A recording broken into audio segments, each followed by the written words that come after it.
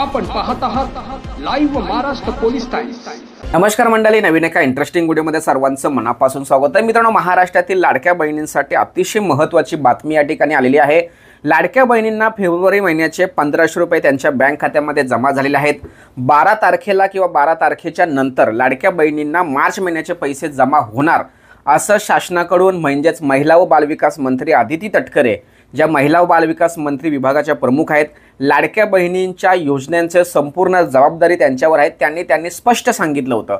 परंतु मित्रांनो, 12 तारखेपर्यंत सुद्धा लाडक्या बहिणींच्या बँक खात्यामध्ये पैसे जमा झालेले नाहीत। 6 वाजेच्या नंतर, रात्री 6 वाजेच्या नंतर अनेक महिलांच्या बँक खात्यामध्ये मार्च महिन्याचे 1500 रुपये जमा झालेले आहेत। त्यांनी त्यांच्या ट्विटर हँडलवरती किंवा अनेक सोशल मीडियामध्ये त्यांनी स्पष्ट सांगितलं हो की 12 तारखेपर्यंत किंवा 12 तारखेच्या नंतर तुमच्या बँक खात्यामध्ये मार्च महिन्याचे पैसे जमा होतील। त्यामुळे लाडक्या बहिणींसाठी अतिशय महत्त्वाची बातमी की लाडक्या बहिणींच्या बँक खात्यामध्ये मार्च महिन्याचे 1500 रुपये जमा झालेले होत आहेत। 1-2 दिवसामध्ये सुद्धा हे पैसे त्यांच्या बँक खात्यामध्ये जमा होणार आहेत। महाराष्ट्र शासनाने लाडक्या बहिणींसाठी 25 आणि 26 साठी जो निधी मंजूर केलेला आहे हा 36,000 कोटी आहे। त्यामुळे लाडकी बहीण योजना ही पुढच्या वर्षी कंटिन्यू राहणार, यामध्ये कोणत्या प्रकारचं दुमत नाही। परंतु मित्रांनो, अनेक महिला अशा आहेत की त्या महिलांच्या बँक खात्यामध्ये पैसे येत नाहीत। कदाचित फेब्रुवारी महिन्याचे सुद्धा पैसे त्यांच्या बँक खात्यामध्ये आलेले नसतील, कदाचित मार्च महिन्याचे सुद्धा पैसे त्यांच्या बँक खात्यामध्ये जमा झालेले नसतील। जर समजा तुमच्या फेब्रुवारी महिन्याचे पैसे जमा झाले नाही, त्याचबरोबर आत्ता जो चालू असलेला मार्च महिना आहे आणि या मार्च महिन्याचे पैसे हे 12 तारखेला किंवा 13 तारखेला आणि धुळीवंदन ज्या दिवशी आहे 14 तारखेला, या दिवशी तुमच्या बँकेमध्ये जमा होण्याची शक्यता आहे। कदाचित जमा झालेले सुद्धा असतील किंवा काही महिलांच्या बँक खात्यामध्ये जमा होणार नाही। असं जर त्या ठिकाणी निर्माण झालं तर तुम्ही समजून जायचं की तुम्ही तुमच्या लाडक्या बहीण योजनेपासून वंचित होत आहेत। आता तुम्हाला कसं कळणार की आम्ही लाडक्या बहिणींच्या योजनेतून बाहेर पडलो आहे? कोणतं निकष असेल तर सर्वात महत्त्वाचा विषय म्हणजे आत्ता लाडक्या बहिणींसाठी स्क्रुनिटी चालू आहे, अंगणवाडी सेविकांकडून सर्वे चालू आहे। कोणतं सर्वे? तर समजा त्यांच्या घरी 4 चाकी गाडी आहे का, त्याचबरोबर त्यांचं उत्पन्न 2.5 लाखापेक्षा जास्त आहे का, घरामधील एखादी व्यक्ती IT रिटर्न किंवा इन्कम टॅक्स फॉर्म भरत आहे का, किंवा एखादी व्यक्ती गव्हर्नमेंट सर्वंटला आहे का, किंवा एका कुटुंबातील म्हणजे एका रेशन कार्डमधील 4-5 लेडीज असतील त्यांना पैसे येतात का। तर अशा सर्व लेडीज किंवा महिलांची यादी शासनाकडे, विभागाकडे त्या लोकांनी पाठवलेली आहे आणि त्या स्क्रुनिटीमध्ये जर तुम्ही सापडलात तर तुम्हाला या योजनेपासून बाहेर काढलं जात आहे।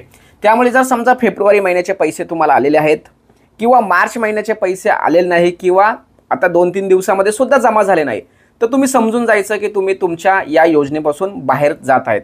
आता हे तुम्हाला कसं चेक करता येणार? तर सर्वात महत्त्वाचं म्हणजे जर तुम्ही ॲपवरती जर फॉर्म भरला असेल तर ॲपचा कोणत्याही प्रकारचा ॲक्सेस आपल्याकडे सध्या नाही आहे। वेबसाईटवरती जर भरला असेल तर वेबसाईटमध्ये तसं तुम्हाला डिक्लेरेशन किंवा एक मेसेज किंवा तिथे एक ऑप्शन दिलेला आहे का तुमचं या योजनेपासून तुम्ही बाद झालेले आहेत, काय कारण आहे हे सुद्धा तुम्हाला त्या ठिकाणी समजणार आहे। कदाचित काही महिलांच्या बाबतीमध्ये त्या पोर्टलवरती सुद्धा काही ऑप्शन दिलेले नाही आहेत, ॲक्टिव्ह दाखवत आहे परंतु पैसे येत नाहीत। मग अशा महिलांनी काय करायचं आहे? तुमच्या तालुका स्तरावरती पंचायत समिती असतं आणि या पंचायत समितीला महिला व बालविकास विभाग असतो।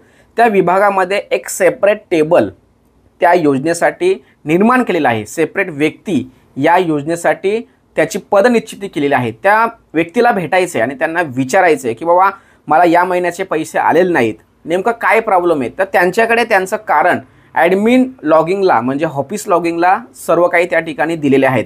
त्यामुळे तुम्हाला त्या ठिकाणी क्लिअर कळणार आहे। तुम्ही सायबर कॅफेमध्ये गेलात, माई सेवा केंद्र CSC सेंटर या ठिकाणी गेलात किंवा तुम्ही एखाद्या अंगणवाडी सेविकांकडे गेलात तर त्या ठिकाणी तुम्हाला उत्तर मिळणार नाही।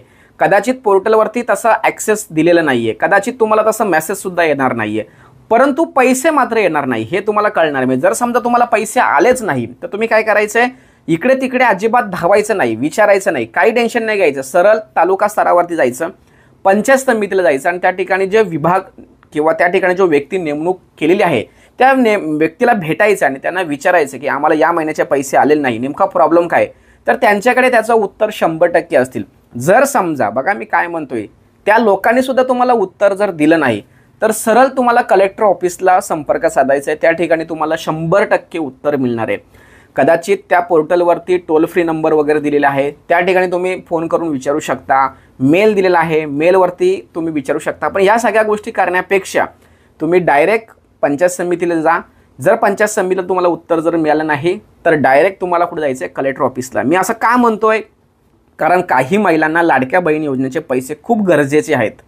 स्क्रुनिटीमध्ये जो पडताळणी केली जाते तो पडताळणी करणारा व्यक्ती माणूस आहे. त्याच्याकडून कदाचित चुकीच्या पद्धतीने सुद्धा पडताळणी झाली असेल, होऊ शकेल, आणि तुमचा बाद झालेला अर्ज हा अप्रूव्हलच्या स्थितीमध्ये असून सुद्धा त्यांनी बाद केला असेल तर तुमचं त्या ठिकाणी नुकसान होणार आहे. त्यामुळे तुम्ही काय करायचं आहे, ते परफेक्ट माहिती जाणून घ्यायची आणि नेमकं काय गोंधळ झाला आहे हे समजून घ्यायचं आहे.